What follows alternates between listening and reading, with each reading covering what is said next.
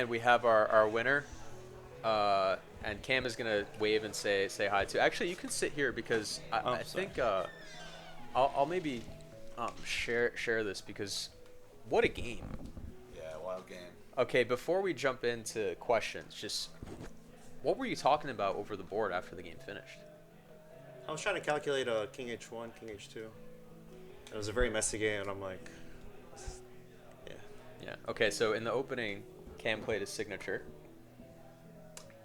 Con Sicilian. What was a king? It wasn't open Sicilian. It was a King's Indian attack. Oh, we got a King's. Yeah. So even though I'm playing KIA. E6, it's we're in a close Sicilian, so it's a different. Okay. And so after the opening, how are you feeling about the position? I mean, we got something that's just pretty, seemed to be pretty standard. I mean, both sides are castle king side. We're developing our pieces. I think in the commentary booth, we felt that black had some weaknesses with something that looked like the C pawn and the D pawn. The bishop, dark square bishop was a little bit awkward, we felt, on the 7th rank, whereas white's position seemed like there were no weaknesses and you had the bishop pair. How were you feeling at that point of the game? Yeah, I felt pretty good. I think I'm trying to remember like how I could have completed the opening a little better. Maybe King H2 somewhere, but yeah, I felt pretty good in my position. And then I was trying to evaluate that. It was pretty hard for me. Like, okay, I had the bishop pair, but then it's kind of a close position. So my plan was just to trade off one knight, which I did it with a knight H5, and then maybe it gave black too much. That's the Tucker's having some lunch, I think, in the producer's booth. Yeah, I definitely want to see like, yeah, because it was hard. Like I was telling Cam, like when the attack started, when all that stuff happened, like with the rook G6, rook takes G3, it was crazy. I thought I was pretty good, and then I started like seeing all these tactics for black, and I'm like, oh my god. We thought that rook G6 was a blunder at first. Was G6 the right move? Rook. Oh, in that position? Yeah. We were thinking black might sack the exchange. So just kind of keep the rook on only the Knight thought takes G6 D3? because I have rook takes D3 in the lines. So if he goes King H2, even though he goes F4 and my knight is pinned to the back rank, I give him Oh, the like knight that's and I right. take the bishop on D3. That's. Are you talking about before? Wait, I'm talking about like when earlier you moved the rook from bishop D5. You're saying rook E7 was right? Oh, he's saying takes with check is wrong. No. Sorry. The critical moment that we were looking at was When I played when bishop D5. Cam put his rook on G6. My bad. Yeah. So Cam puts the rook on G6. Yeah, when I played bishop D5. Yes. And then I don't know, like I was looking at rook E7, but then I started seeing G6. I don't remember if it was right or not. And then you played this really interesting move F4. Your king was so safe. And then you played F4 and it was like, whoa, we got this explosion on the board. Yeah, because the rook was. I was like, I think it feels right. It was honestly like I couldn't calculate all of that in the time control. Because both of you Even were. with D3? Hmm? Even with D3 loose? Like it felt right, but honestly, I don't know. Like I was like, all right, like if it, because it's like for me, it's a rapid, and I'm like, I want to play aggressive. Like, if it was a longer game, I don't know if I would have played that if I didn't like Yeah. see if it's safe or not. But Yeah. it was like a risky move, and I'm like, yeah. Because in my that style. position, could you potentially just think about trading the dark square bishop for the rook on G6 and sort of avoiding the complication there? Yeah, definitely. I didn't have to play a 4. I just saw the rook is hanging on E8, so Because there's those back rank threats. Yeah. Is what you're talking about. Okay. yeah, I don't know. It's like my brain was like positional, and then I want to force this, and I think I'm okay. I mean, I didn't see anything bad after. I was calculating King H2 at first. Like Yes. I saw rook G6, rook G3. But the dark squares are kind of. No, it's a seem little very bit weak. it's a very crazy. Yeah, like bishop F4 maybe is an idea there. Yeah, so it was a rough game. I mean, But it was a good game. It was a good game. In the end, you were able to come out with the win. So congratulations Yeah, on thank that. you. Cam, good game. super well played game. I mean, that was just like a pleasure to watch because it was one of these games where we're kind of actually talking about some other things. Mike has given the background. It's a very maneuvering game.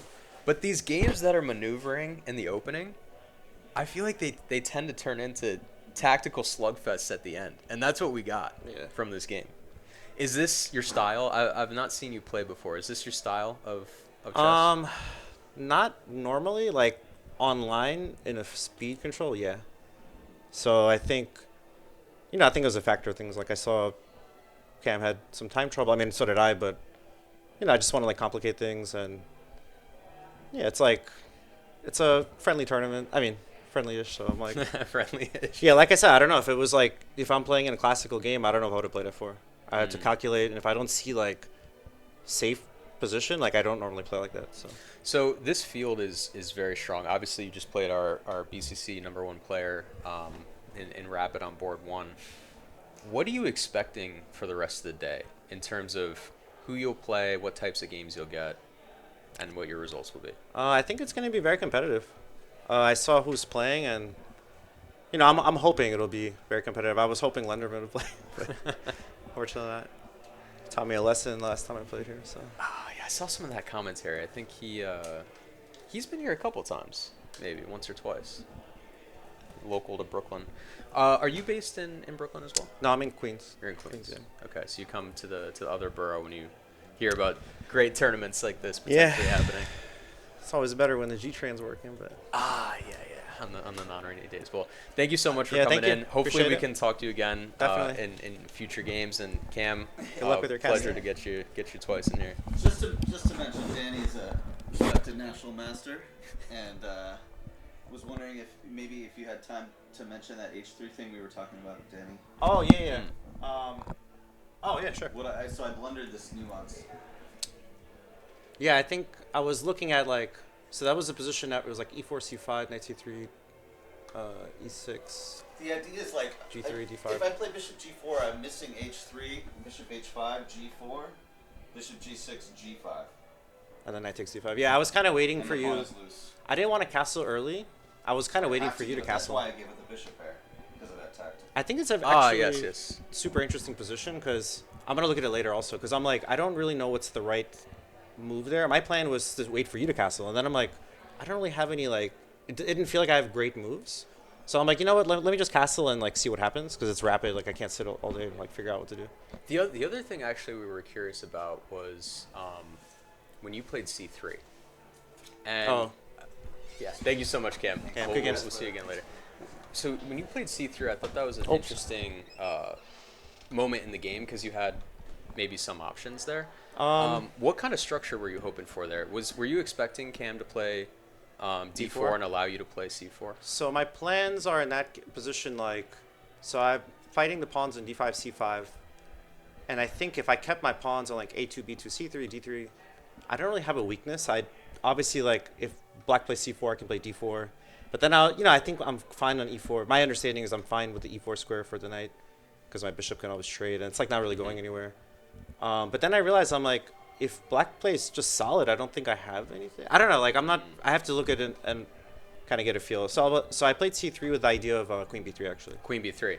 So that was actually going to be the other question that I had for you, which Yeah. is Cam at some point, it was kind of this slow game, and then there were a couple of moves that were blitzed out that really changed the position, and then you What got was into that? this tactical slugfest. Oh. So when you started to put the rooks onto the e file, and Cam doubled the rooks, and then prior to that he played Queen C7. So in that position, there was some idea we were looking at, actually not Queen C7, but Queen B6 to attack your B pawn. B pawn. Yeah, I And think and I just agree. It was a little bit force stronger. you to do something. Yeah. Yeah, I was a little bit like looking at that too. I think just like more like what happens if I take on b7 because I had a lot of ideas of like if a knight moves, I'm taking on b7. And I think I was okay. I felt okay everywhere. It's like at the end of the day, the knight's gonna get better.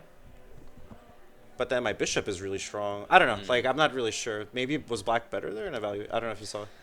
We didn't have the evaluation up, and you had I think you and Cam combined were a little bit stronger than me and Micah here in the studio, but we had the opportunity to not be playing and looking at it. Yeah, So we get to looking at it. think about it and talk Yeah. about it. So, but we were thinking in that position, Queen B6 is maybe a slight improvement. And I think so. Yeah. I mean, it's looking like the problem I think for the whole game was for black was like the d4 c5 structure, kind of like limited a lot of mobility. Yes. So it's like trying to figure out what to do, and I think I don't know if Queen C7 was bad. It felt good, and everything felt good, and but then I have like F7. I don't know. Well, Queen C7 actually ended up making sense later, because it ended up creating all of these ideas on yeah. the battery and on the dark square. But the last thing I'll say to you is it's kind of funny because you ended up getting the structure. Cam in the last game was on the white side of a Benoni. So and where there was a weird rook lift. So, Yeah. so it was it was kind of like deja vu, but So- from the other side, because this is sort of